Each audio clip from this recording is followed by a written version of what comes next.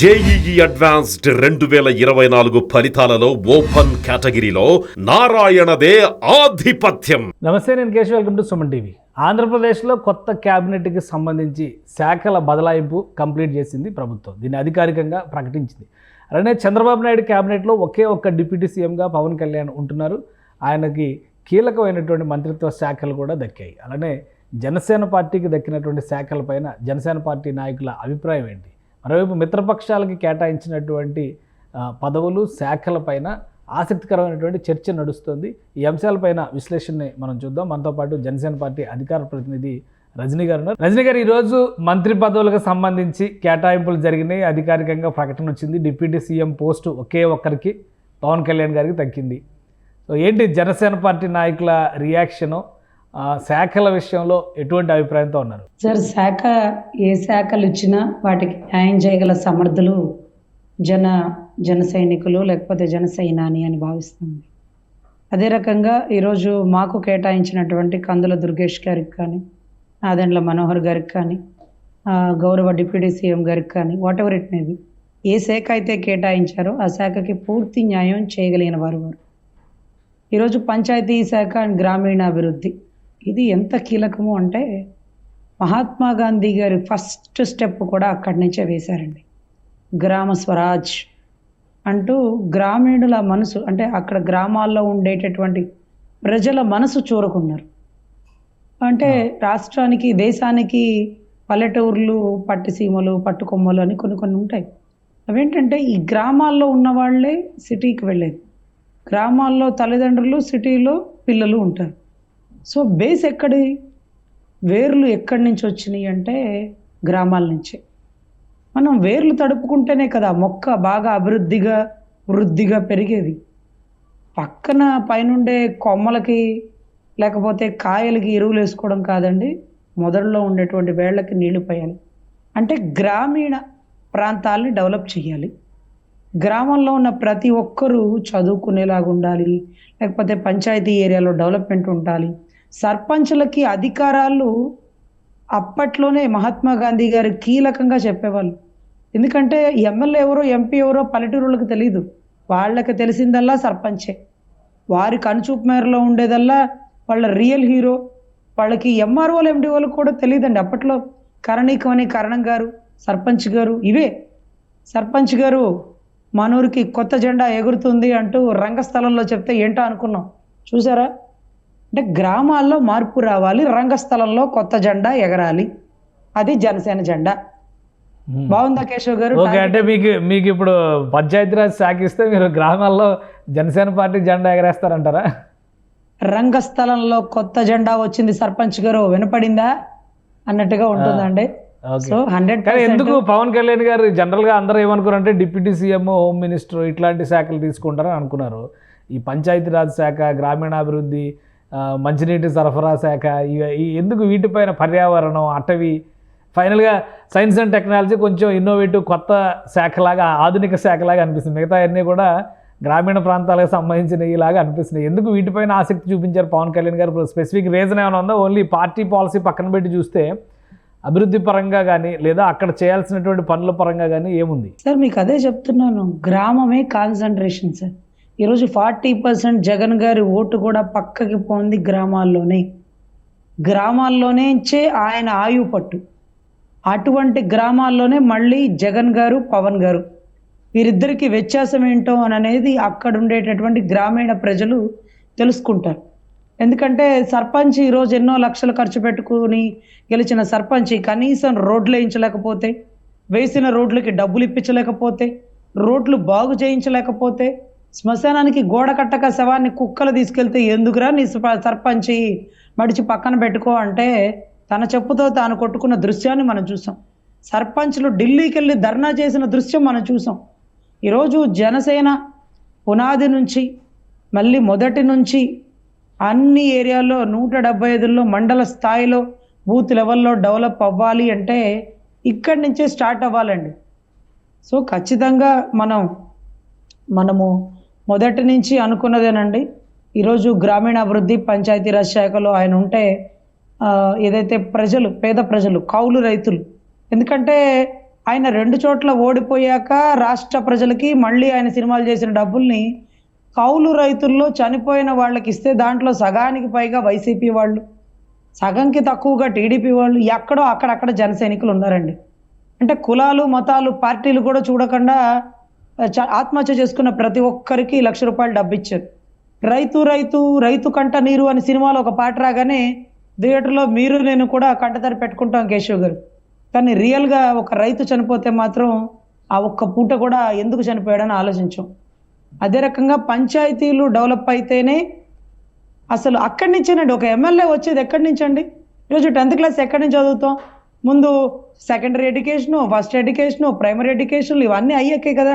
కానీ ఒకే time 10th pass అయిపోతున్నారు. ఇప్పుడు షార్ట్ కట్లో ఎమ్మెల్యే మినిస్టరు, షార్ట్ కట్లో ఎంపీ మినిస్టరు. బేస్ ఏం తెలుస్తుంది? రైతుల కష్టాలు ఏం తెలుస్తుంది? సో ఇది బేస్ ఉండాలి సార్. అప్పట్లో మహాత్మా గాంధీ గారు సర్పంచుల మీద, పల్లెటూర్ల మీద ఎందుకు కాన్సన్ట్రేషన్ పెట్టారంటే అక్కడి నుంచి వచ్చేవాడే ఎమ్మెల్యే ముందు సర్పంచ్ అయి ఉండాలా, ఊళ్ళో సమస్యలన్నీ తెలిసి ఉండాలా, మండల స్థాయి సమస్యలు తెలిసి ఉండాలి, తర్వాత ఎమ్మెల్యేగా రావాలా. అంతేగాని షార్ట్ కట్ మెథడ్లో డబ్బు ఉంటే రెడ్ కార్పెట్ వేసే రోజులు ఇప్పుడు వచ్చేసినాయి, కానీ అప్పట్లో లేవండి. సో ఇంకొకటి ఏంటంటే ఈ లిస్టులో కేటాయించినటువంటి శాఖలతో పాటు పవన్ కళ్యాణ్ గారు ఒక్కరే డిప్యూటీ సీఎం అనేది కూడా ఒక క్లారిటీ వచ్చేసింది. ఎందుకంటే చంద్రబాబు నాయుడు గారు చీఫ్ మినిస్టర్, ఆయన కేటగిరీ తర్వాత కొణిదెల పవన్ కళ్యాణ్ గారు డిప్యూటీ చీఫ్ మినిస్టర్, ఆయన శాఖల కేటాయింపు ఉంది.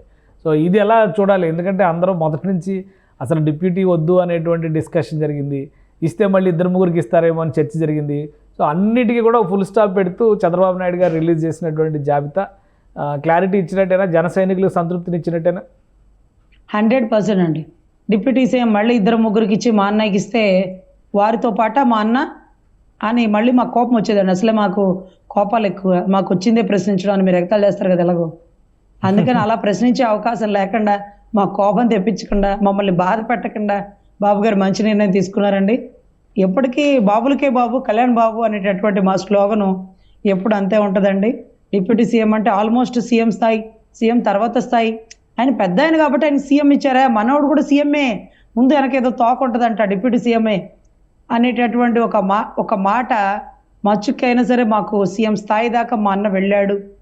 2029కి ఇంకా వెళ్ళబోతాడు. ఇవన్నీ కూడా ఒక రకమైన సంతోషకరమైనటువంటి సన్నివేశాలండి.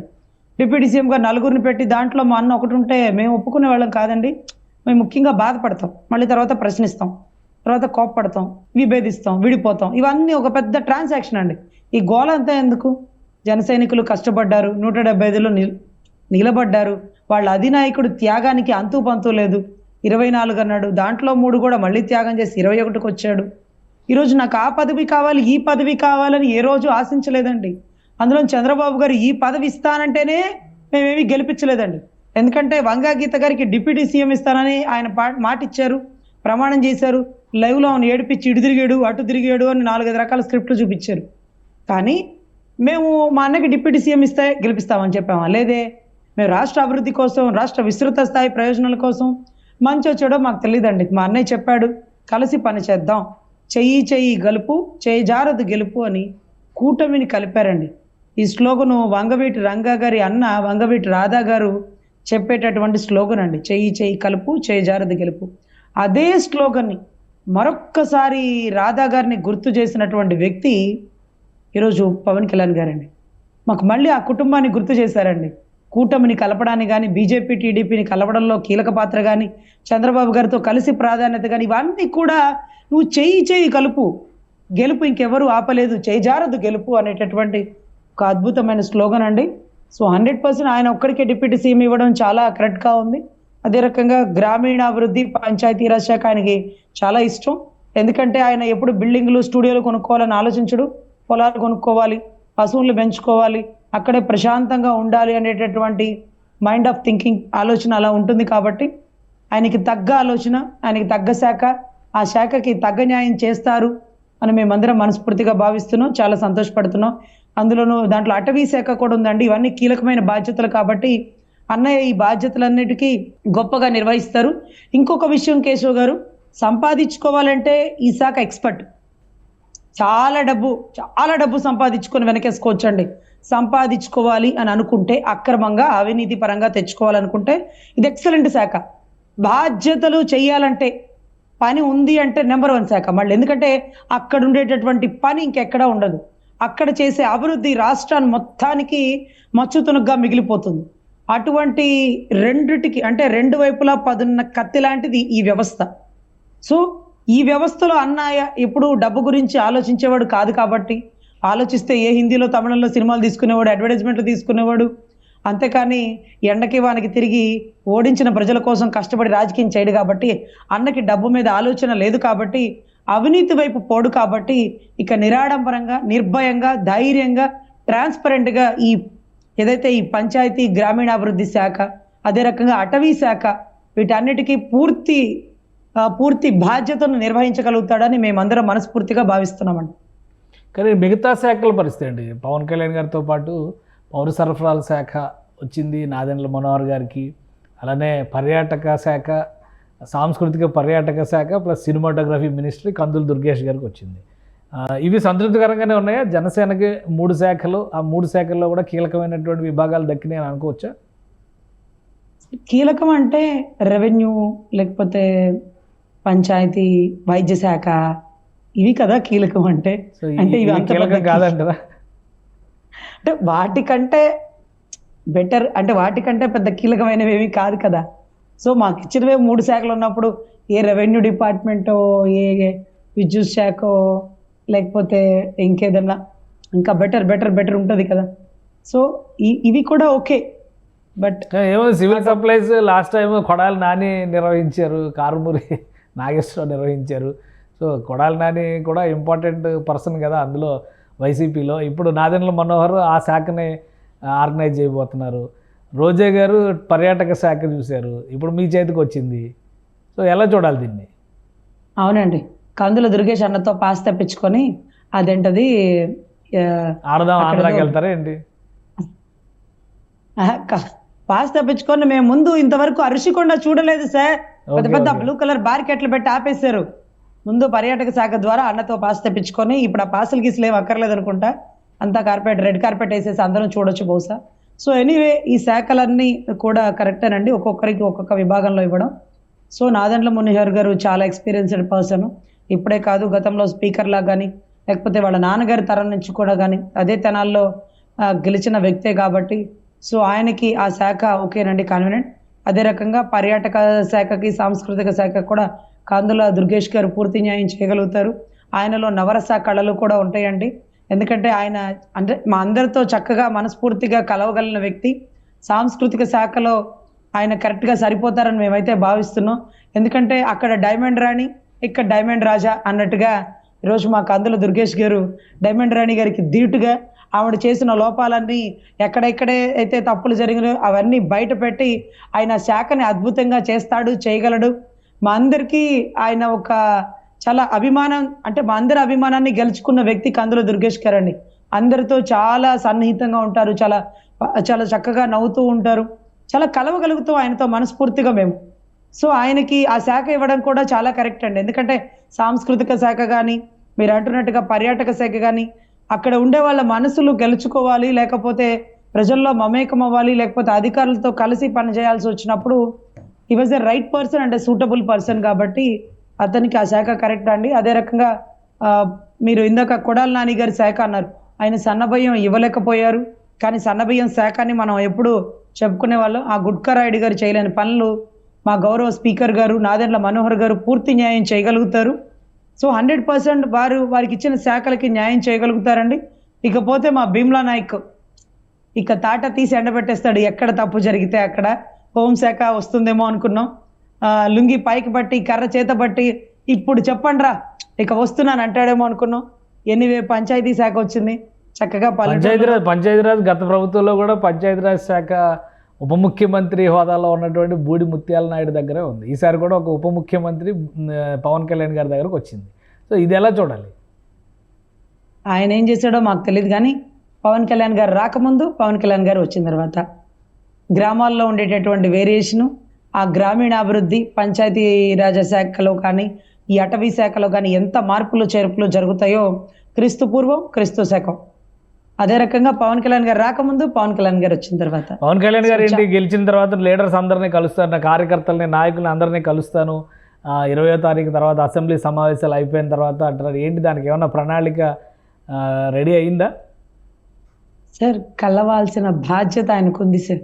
ఆయనంతటా ఆయన టక్క స్టేట్మెంట్లు ఇచ్చేస్తే మాకు వెన్నులో వణుకు పుట్టేసింది సార్. తాడేపల్లి గుడిలో 21 సీట్లు ఉన్నోళ్ళు నిన్ను తొక్కేది నేనే, జగన్ని క్రిమినల్ సామ్రాజ్యాన్ని కూలదోస్తా, నా పేరు కొణిదెల పవన్ కళ్యాణే కాదు, నా పార్టీ జనసేనే కాదంటాడు. ఆయన ఒక్కడు మంగళగిరిలో ఓటేస్తే ఇవన్నీ మార్చగలుగుతారండి? కాదు కదా. ఆయన నమ్మి ఇంతమంది ప్రజలు రావాలంటే దానికి సెకండ్ కేటగిరీ ఉండే లీడర్షిప్ ఉంటుంది. చూడండి వీళ్ళు ఎంత కష్టపడ్డారో, ఎంత నలిగిపోయారో, ఏ డబ్బులకి లొంగకుండా నిలబడ్డారో, పార్టీకి అనుగుణంగా పని చేసుకోపోయారో, పక్క పార్టీ వాడో ప్రత్యర్థో సొంత పార్టీ వాడో ప్రయారిటీ ఇచ్చినా ఇవ్వకపోయినా వీళ్ళందరూ కష్టపడ్డారండి. వీళ్ళందరినీ కలవాల్సిన బాధ్యత ఆయనకుంది. ఆయన టక్కుమని మాట ఇచ్చేస్తాడు. ఆ మాట నిలబెట్టుకోలేక, కింద పడలేక, పైన పడలేక మేము చచ్చిపోతుంటాం. ఎనీవే ఈసారి ఆయన ఇచ్చిన మాట, గ్రామీణాభివృద్ధి శాఖ మంత్రిగా గ్రామానికి పవన్ కళ్యాణ్ గారు వెళ్తారు. గ్రామానికి వెళ్ళక్కర్లేదండి. ఆయన సెక్రటేరియట్కి ఆయన కేటాయించినటువంటి 5 సంవత్సరాల్లో సంవత్సరం టైంలో ప్రతిరోజు ఆయన టైంని బట్టి రెగ్యులర్గా అటెండెన్స్ వేయించుకుంటే చాలు. ఏ సమస్యలైనా సెక్రటేరియట్ దగ్గరకు వస్తాయి. అదే రకంగా అప్పుడప్పుడు విజిటింగ్ పెట్టుకొని అన్ని జిల్లాల్లో అన్ని కౌలు రైతులు లేకపోతే పంచాయతీ లెవెల్లో ఎక్కడ ఇబ్బందులు జరిగినా నిలబడితే చాలు. అదే రకంగా ఈరోజు ఆ శాఖకి న్యాయం చేయడమే కాదు, మిగతా శాఖల్లో కూడా ఎక్కడ అన్యాయం జరుగుతున్నా డిప్యూటీ సీఎం బాధ్యతలుగా ఆయన నిర్వహించాలండి. ఇన్ని శాఖలు ఆయన భుజస్కంధాల మీద ఉన్నప్పటికీ ఆయన గుర్తుపెట్టుకోవాలి, ఆయన ఉప ముఖ్యమంత్రి క్యాడర్లో ఉన్నారు. తండ్రి తర్వాత తండ్రి స్థానం, తల్లి స్థానం అనుకోండి. సో తండ్రి తర్వాత అన్న ఇంటికి ఎలా కీలకంగా పెద్దగా ఉంటాడో అటువంటి పవన్ అన్న మాతో ఉన్నాడు, ఉండాలి. ఆయన మీద విశ్వాసంతోనే ఓట్లు వేసిన ప్రజలు ఈరోజు ముఖ్యమంత్రి గారిని ప్రశ్నించకపోయినా ఉప ముఖ్యమంత్రి గారిని ప్రశ్నిస్తారు. సో ఎప్పుడు ప్రశ్నలు వేసేది మేమే కాదు, ఇప్పుడు అధికారంలో ప్రశ్నలు ఎదుర్కోవడానికి మీరు సిద్ధంగా ఉన్నారు. ప్రజలు ప్రశ్నలు వెయ్యాలి. మిమ్మల్ని నమ్మి ఓట్లేసాం కదా కళ్యాణ్ గారు, ఈరోజు చూసారు ఏం జరిగిందో అని అడగాల. తప్పులుంటే తెలుసుకోవాలా, తప్పులుంటే సరిదిద్దుకోవాలా, మార్పులు చేర్పులు చేసుకోవాలా. అదే సార్ పరిపాలన అంటే. ఎప్పుడు మనమే హీరోలు ఉండం. అప్పుడప్పుడు మనల్ని కూడా ప్రశ్నించేవారు ఒకటి వస్తారు. అన్నిటికీ స్వాగతించాలా, స్వీకరించాలా. ఎందుకంటే నన్ను ఇంత నమ్మారా, ఇంత ఓటింగ్ ఇచ్చారా, 21 గెలుస్తుందని మేమే అనుకోలేదు సార్. 164 వస్తుందని టీడీపీ వాళ్ళు కూడా అనుకోలేదు సార్. ఇవంతా కూడా ప్రజలు, సర్పంచులు, గ్రామాల్లో ఉన్న ప్రజలు ఎంత నలిగిపోతే అంతమంది బయటకు వచ్చారు. వైసీపీలోంచి ఎంతమంది బయటకు వచ్చారు. మేం గెలిస్తే 120 సార్, కానీ వైసీపీ వాళ్ళు రాబట్టి 164 వచ్చినాయి. సో వాళ్ళ బాధర సాధకాలు కూడా తెలుసుకోవాలి. ఎందుకంటే సర్పంచ్ స్థాయిలో ఉన్న వ్యక్తి రోడ్డు వేయడానికి డబ్బులు ఇవ్వలేకపోతున్నాడు, రోడ్డు వేయించలేకపోతున్నాడు, రోడ్డు మరమ్మతులు చేయించలేకపోతున్నాడు, చెప్పుతో కొట్టుకునే పరిస్థితికి సర్పంచులు వెళ్ళారు అంటే ఈరోజు సర్పంచుల బాధ్యతలు, వాళ్ళ బాధలు అర్థం చేసుకోవాలి. గాంధీ గారు ఎదిగింది కూడా గ్రామ స్వరాజ్యం నుంచే కాబట్టి మా అన్న కూడా అక్కడి నుంచే స్టార్ట్ అవుతున్నాడు. మా పునాది రాయదే. 100% ఆ శాఖకి న్యాయం చేస్తాడు. ఎక్కడ తప్పు జరిగినా ప్రశ్నించే డిప్యూటీ సీఎంగా ఎప్పుడు మా అన్న కర్ర పట్టుకుని అలా నుంచునే ఉంటాడండి. సో ప్రశ్నలకు కూడా మేము సిద్ధంగా ఉన్నాం. ప్రజల నుంచి ఎక్కడ చిన్న తప్పు జరిగినా మా దృష్టికి తీసుకురావాలి, అన్న దృష్టికి తీసుకురావాలి మనస్ఫూర్తిగా కోరుకుంటున్నాం. తప్పులుంటే సరిదిద్దుకుంటాం. రైట్, థ్యాంక్ యూ రజనీ గారు, మీ అభిప్రాయం తెలియజేసినందుకు. ఇది జనసేన పార్టీకి సంబంధించి కేటాయించినటువంటి శాఖలపైన పూర్తి సంతృప్తి వ్యక్తం చేస్తున్నారు. అలానే పవన్ కళ్యాణ్ గారికి సింగిల్గా ఆయనకు మాత్రమే డిప్యూటీ సీఎం హోదా ఇవ్వడం, పంచాయతీరాజ్ శాఖ లాంటి విస్తృతమైనటువంటి శాఖని ఇవ్వడం అనేది ఖచ్చితంగా పేద ప్రజలకి, గ్రామీణ ప్రాంతాల ప్రజలకి మేలు చేస్తుందని రజనీ చెప్తున్నారు. మరోవైపు పవన్ కళ్యాణ్ గ్రామాన ఉన్నటువంటి ప్రజల్ని, తన అభిమానుల్ని కలవడానికి కూడా ఒక ప్రణాళికాబద్ధమైనటువంటి వ్యూహాన్ని సిద్ధం చేసుకుంటున్నారు. ముందుగా అధికార బాధ్యతల నిర్వహణ, తర్వాత ప్రజలతో మమేకం అవడం ద్వారా సమస్యల పరిష్కారానికి డిప్యూటీ సీఎం హోదాలో ఎప్పటికీ ఆయన ఉంటారనేటువంటి మాట ఆమె చెప్తున్నారు. ఇది special discussion. Keep watching. Suman టీవీలో మీ పర్సనల్ అండ్ బిజినెస్ ప్రమోషన్స్ కోసం కింది నెంబర్కి కాంటాక్ట్ చేయండి.